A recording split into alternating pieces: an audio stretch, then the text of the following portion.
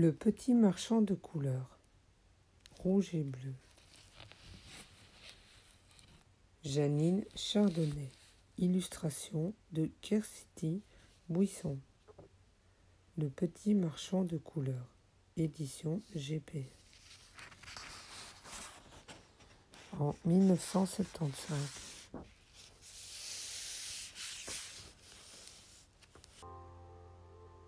Des morceaux de nuit traînent encore entre les plis des rideaux et, au dehors, les arbres sont tout emmitouflés de brume. Christophe est déjà éveillé, la tête au creux de l'oreiller. Il écoute les pas feutrés qui glissent au long des escaliers. La maison est triste depuis que Lynn a été malade. Pourtant, le médecin l'a dit, Lynn est guérie maintenant. Elle doit se lever, courir et jouer comme auparavant. Mais la petite fille refuse obstinément de quitter son lit et aucun jeu ne la distrait. Christophe ferme les yeux. Il se souvient des matins joyeux du temps où sa petite sœur était en bonne santé. La maison était pleine de rires. « Tais-toi, Lynn, je ne peux pas apprendre ma poésie, se plaignait Christophe. Quelle petite perruche, plaisantait papa, et maman posait un doigt sur les lèvres roses de Lynn, ce qui n'empêchait pas le petit rire de fuser. Christophe se lève, regarde derrière la fenêtre le ciel rose d'aurore et la forêt qui sort de la brume. La rivière fume doucement et tout là-haut, un petit nuage s'étire. Un rouge-gorge volette et sautille sur l'appui de la fenêtre. « Couicoui !» chuchote Christophe. « Je te reconnais.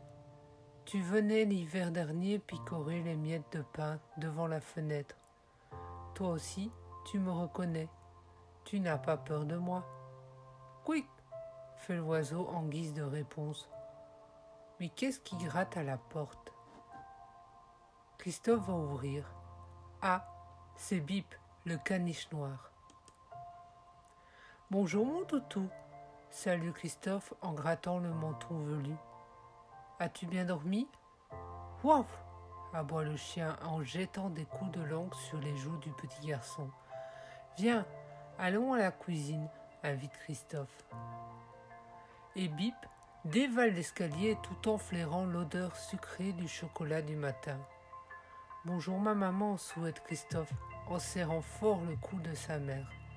« As-tu bien dormi ?»« Assez bien, merci chérie. Comment va Lynn ce matin ?»« Toujours pareil, » répond maman dans un soupir. Elle refuse de manger, elle ne veut pas se lever. « Dis, maman, est-ce que je pourrais lui tenir compagnie un tout petit peu ?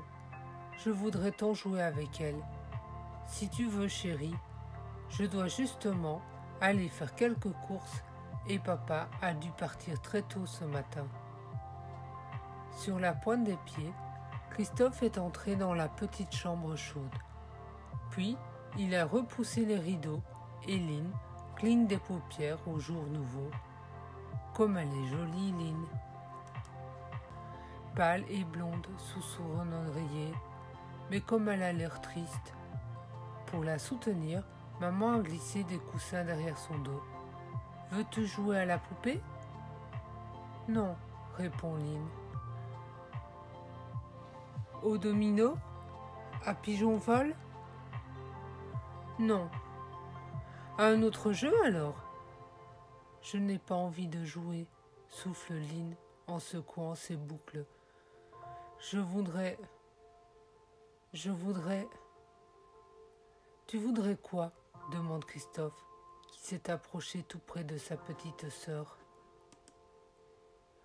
Je voudrais des couleurs, souhaite Lynn. Des couleurs ? Après déjeuner, je t'en apporterai, promet Christophe. Dès le retour de maman, Christophe se faufile au jardin. C'est là qu'il a coutume de rêver, assis contre le vieux mur, entre la rhubarbe et la lavande bleue. Là aussi qu'il vient chercher la solution de ses petits problèmes.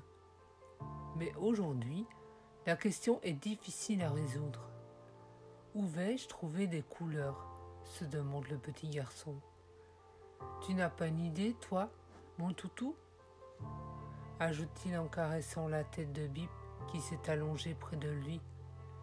Il y a bien encore un papillon qui volette là, les ailes soyeuses et colorées. Mais c'est un papillon d'octobre, très fatigué. Si je l'attrape, pense Christophe, il va tout de suite mourir.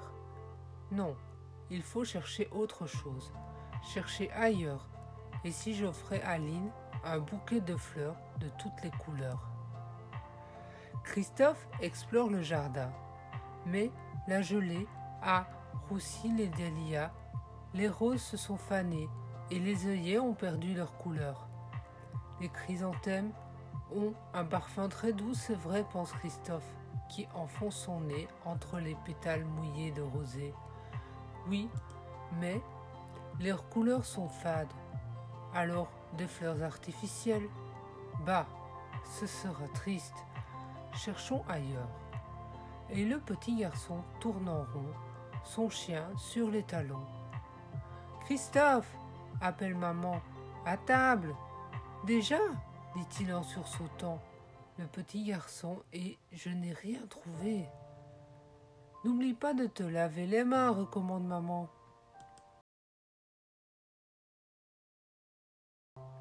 L'eau coule claire du robinet. Le savon sent bon. Sa mousse est douce à la peau.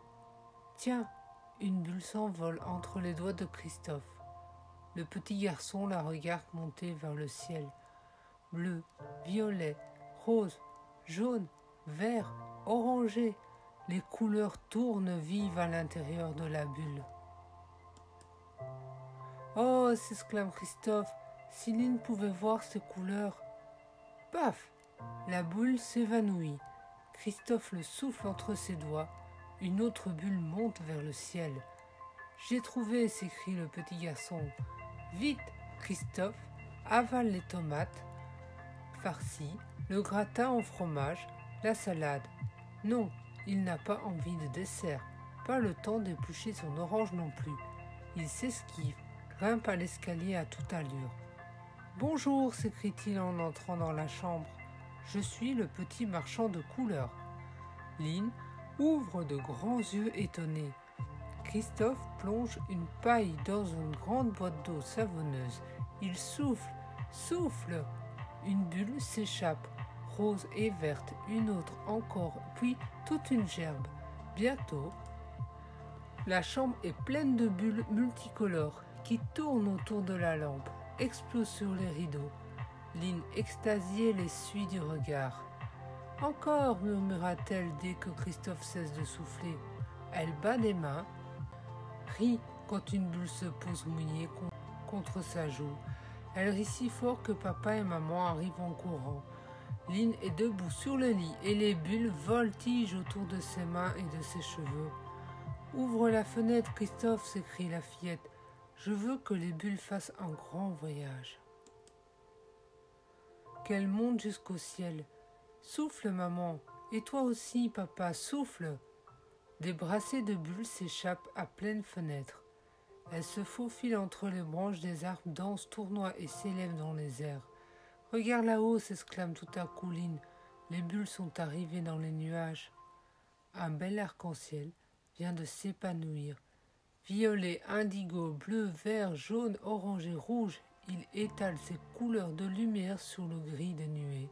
« Oh, Christophe, tu es un vrai petit marchand de couleurs !» s'écrie Lynn en sautant au cou de son frère. « Ma petite fille a marché !» s'exclame maman. « Elle est guérie !»« Oh oui !» répond Lynn. « Je peux aller jusqu'en forêt avec toi, Christophe. Nous emporterons du savon et nous allons faire des bulles dans le ruisseau. Tu verras, les petits oiseaux essaieront de les picorer. » Maman serre ses deux enfants contre son cœur. Papa embrasse leur front. La joie entre à nouveau dans la maison et Christophe se sent plein de bonheur.